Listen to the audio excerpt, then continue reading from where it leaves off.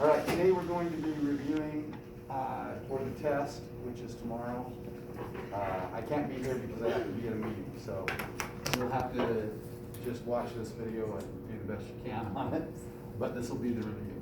First of all, we're going to start with an equation where we have to have a vertex, and it's going to match the equation to the vertex. So this is kind of a reverse engineering type problem. We are going to use the equation negative b over 2a is equal to the x coordinate. Okay, and this is going to help us to find one of these. So first of all, I want to use the x coordinate being negative 2. That's going to equal negative b over 2a. I'm going to cross multiply that. Negative b is equal to negative 4a.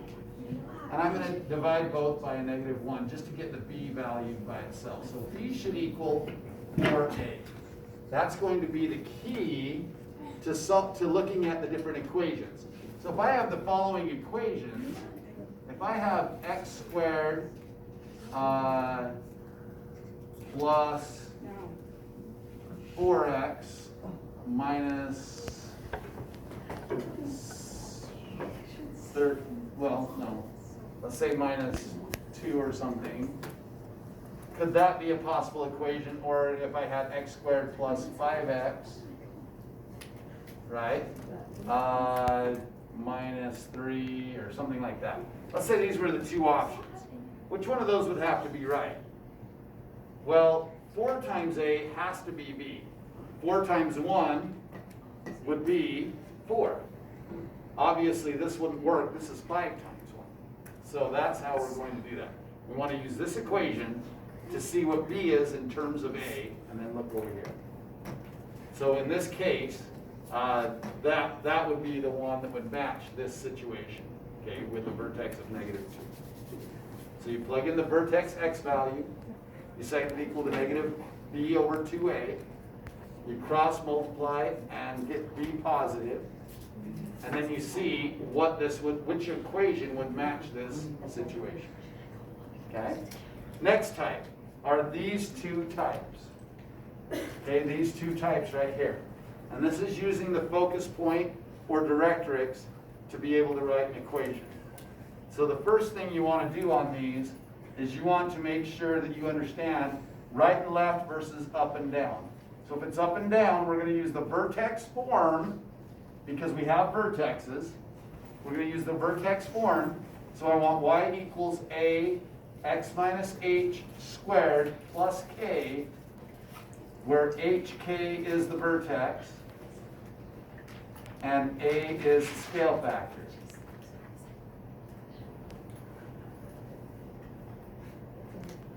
Okay? If it opens right and left, so this is if it opens up or down. That's like this one. If it opens right and left, it's going to be x equals, and then the a value, y minus k, those are going to switch because we're going to go on the y coordinate, squared, plus h, opposite, obviously, and then this is still going to be hk, and it's still going to be a being the scale factor. This is used for right or what? Or left, okay? So I'm going to use this equation to do this problem. I'm going to use this equation to do this problem. Let's first do this one, okay? What you want to notice is the focus point, and you want to remember that 1 over 4p equals a. This p represents the focus value. Okay, the focus value. And the focus value is got from how far, the focus distance, I should say, is better to say that. Focus distance value. Okay? I want to say distance value because it's going to matter whether it's positive or negative. So as we do this one, notice our vertex, first identify the vertex, is over 1, 2, 3, 4, negative 4, and out 3. That's the vertex. That's going to be put into this equation, okay, where the h and the k are. We'll get to that in a second. The focus point is at negative 6, 3. So how far is it from negative 4 to negative 6? That's what you got to ask yourself. How far is it from negative 4 to negative 6? Well, that's negative 2. That's equal to the p-value. Now I'm going to find the a value. 1 over 4 times negative 2. How did I get negative 2? I went in a direction negative 2 there. Okay? Over equals a. So therefore, a is negative 1/8. Now I'm ready to go. I have a vertex and I have an a value. That's all you need in vertex form to use this equation. I know it's x equals because it's opening right or left. It's x equals negative 1/8. Does that make sense? Yes, that makes sense because it's opening left. So anytime you have a negative, it's going to open left. If this was negative, it should open what? Down, obviously. So this is going to be positive when we get there. A value better be positive. This a value better be negative because it's opening left. So I have negative 1/8. Now I have a parenthesis. This is the key part, and this is the part you're going to miss on the test if you're not careful. The k value is the y value of the vertex. So I've got to write y instead of plus 3, because it's up 3. I have to write the opposite of what the vertex positive or negative is. If this is positive, this is negative. If this is negative, this is positive. This y value is positive, so I need to make this negative 3 squared. The k value has to go in the parenthesis if it opens right and left. That's opposite of what you do when it opens up and down. Then I have to write the h value on the outside with the same positive or negative as the vertex. Okay, so in this case, I'm going to write minus 4. And that's going to be my equation. I'm done. You don't have to do any more than that. Let's do this one. Okay, again, identify the vertex. That's the first step. So the vertex is at 1 up 2. So this is 1, 2. That's the vertex. That's the first thing you want to identify. This one, notice, doesn't give you a focus point, but it does give you a directrix. The directrix is at y equals 1. Okay, that dotted line is the directrix. Well, if that dotted line is at y equals 1, and I'm over at 1 and up 2, how far is it from 2 to 1? Well, it's 1. So the focus point has to be in the opposite direction, 1 unit. So now that tells us our p-value, because this one is at now, let's see, 1, 3. Okay? So from 1, 2 to 1, 3 is how far? 1 unit in a positive direction. So our p-value equals 1. Now that I know my p-value equals 1, I use this equation, 1 over 4p equals a. And I'm going to say, okay, I've got 1 over 4 times 1 equals a. Therefore, 1/4 equals a. I have an a value. I have a vertex. I realize it's opening up or down. I'm going to use this equation. And I'm going to just plug in my values for a and the vertex, for h and k. So I'm going to write y equals, I'm writing y equals on this one because it opens up or down. Remember, I used x equals on this one because it opened right or left. That's the key thing you got to pay attention to. Y equals 1/4. Let's see here. Then I'm going to go x minus h. That's the opposite sign of the x coordinate. So I look at the x coordinate as 1.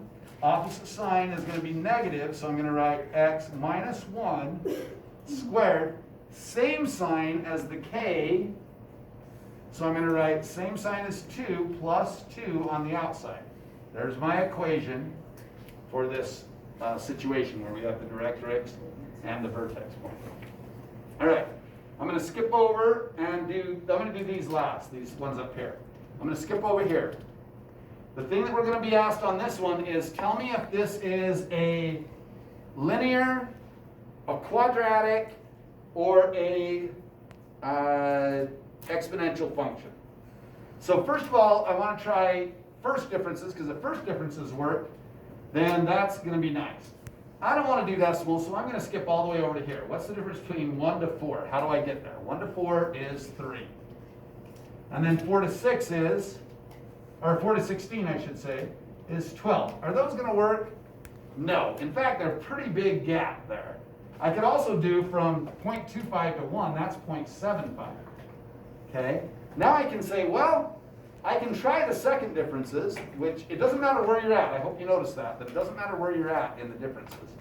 But I can try second differences. What's the difference between 0.75 and 3? Well, that's 2.25. What's the difference between 3 and 12? Well, heck, that's like 9. Are those even close? No. So that tells you it's not a linear, tells you it's not a quadratic. The only thing it could be is if the ratios are the same. Well, let's check. 16, I'm going to start over here, divided by the previous one, that's key. You always have to take the one to the right divided by the previous one. So the one to the right was 16, the previous one was 4. Is that going to equal the same one, 4? Previous one was 1. Is that going to equal 1 divided by 1/4, by the way? Because that's what 0.25 is. Are all those equivalent ratios? If they are, then it's exponential. Well, obviously 4 goes into 16. 4, that's 4. This one I'm going to flip in times, 4 over 1. That's 4. Every one of those is the same. If those are the same, then it must be what? Exponential. So if the ratios of the second divided by the first, or the one furthest to the right compared to the one furthest to the left, in order, are the same, then we have an exponential equation. Let's check this one. All right, this one looks kind of weird. Let's check the first differences. From 15 to 3, how would you get there? Think about a number line going from 15 to 3. I would subtract what? 12. Everybody agree with that? To get to 15 to 3. From 3 to -1, what would I do? So if I'm going to go from 3 to -1, I've got to subtract 4. From -1 to 3, I've got to add what? Sorry, I messed up there because I tried to put an add there. I'm going to add 4. From -1 to 3, I'm adding 4. From 3 to 15, I'm adding what? 12. Okay, now those obviously aren't the same, and they're still quite a ways away. Maybe this is exponential. But let's try the second differences. How far is it from -12? So think about a number line, -12 going to -4. I'm adding 8. How about from -4 to 4? I'm adding what? 8. Oh, those two are the same. If this one's the same, 4 to 12, hey, that's the same. Add 8. These are called the second differences. If the second differences are the same, then this has to be a quadratic.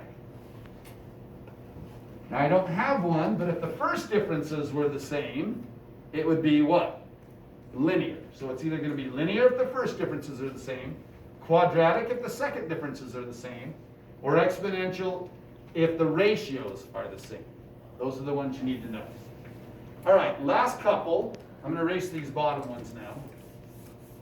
And we're going to do these last few. These are just graphs and how to turn things into graphs and how to graph stuff. Okay? So this is going to be on here too. Now, this one right here is the key one. This is the hardest one. This is what you guys, by the way, were doing. so I've got to do this. Opposite of b over 2a. That's the key. Negative b over 2a in standard form, ax squared plus bx plus c. This equation is going to give me my x coordinate. Okay, and then from there I'm going to plug it in to find my y coordinate for the vertex. So let's do that. Let's take opposite of -18. Notice this is saying take opposite of b. So instead of -18, I want positive 18 over 2a.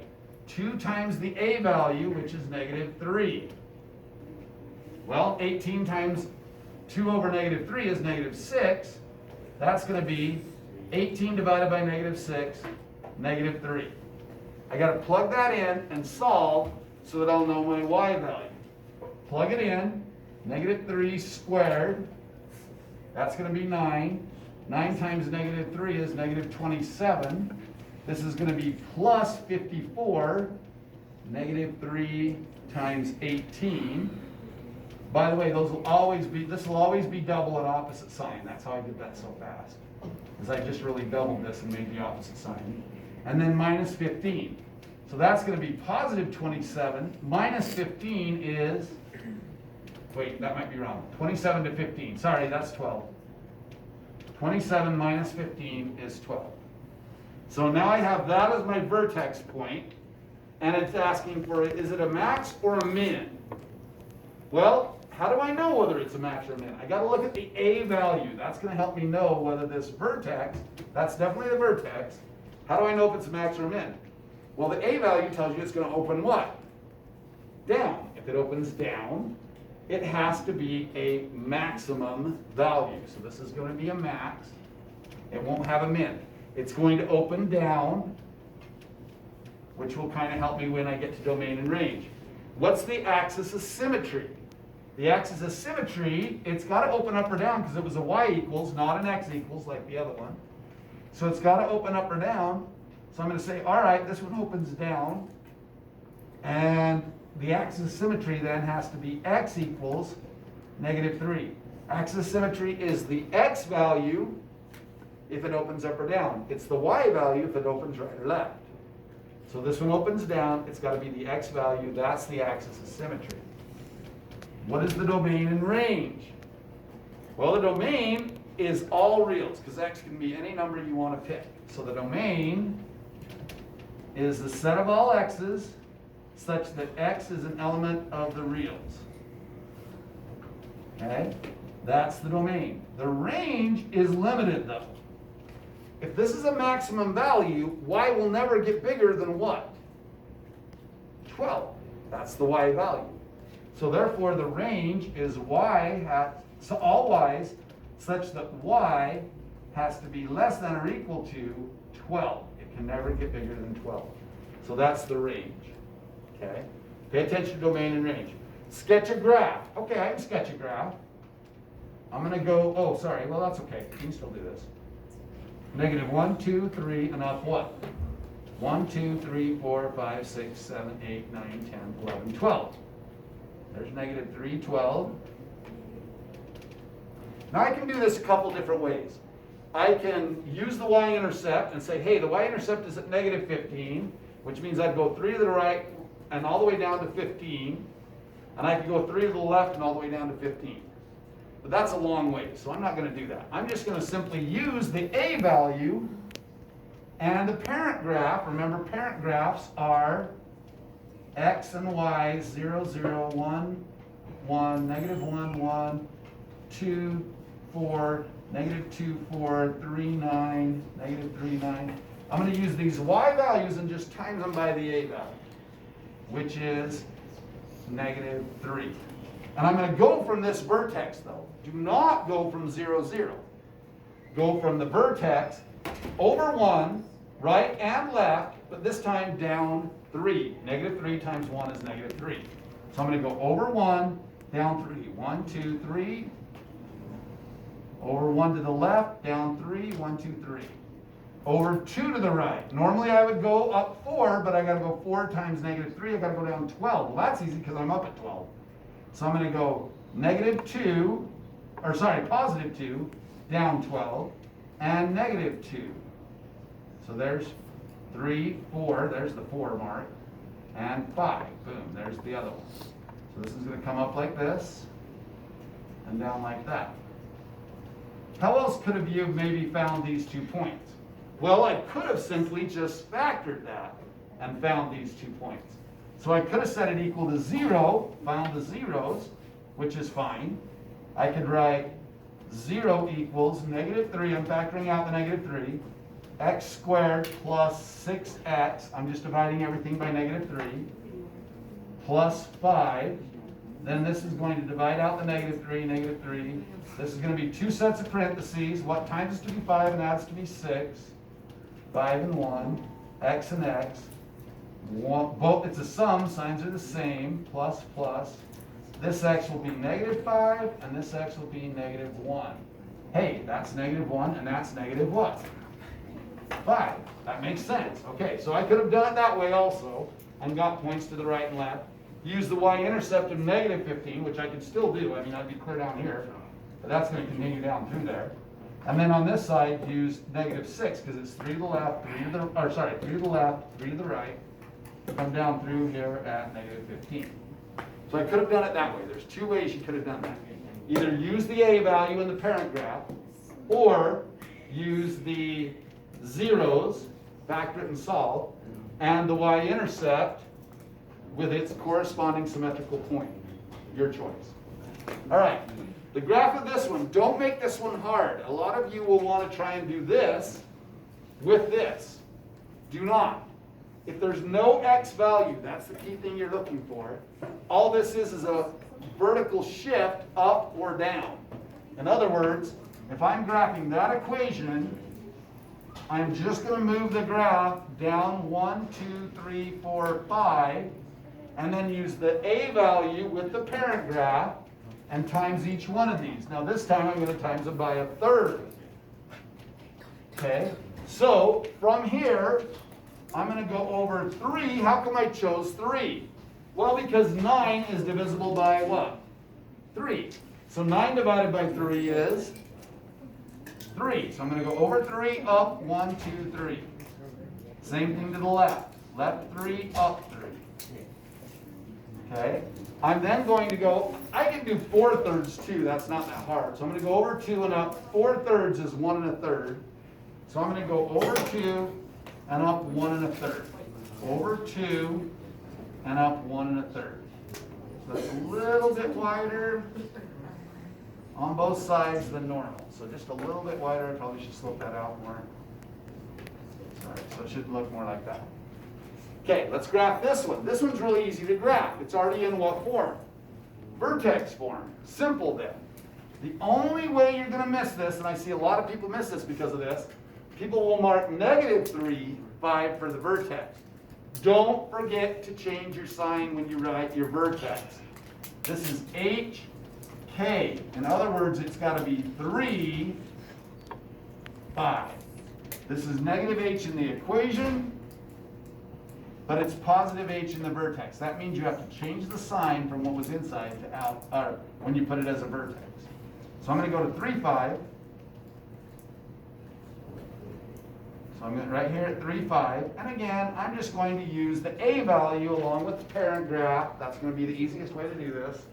And I'm going to go, okay, -2 times 1 is over 1 and down 2. Over 1 down 2.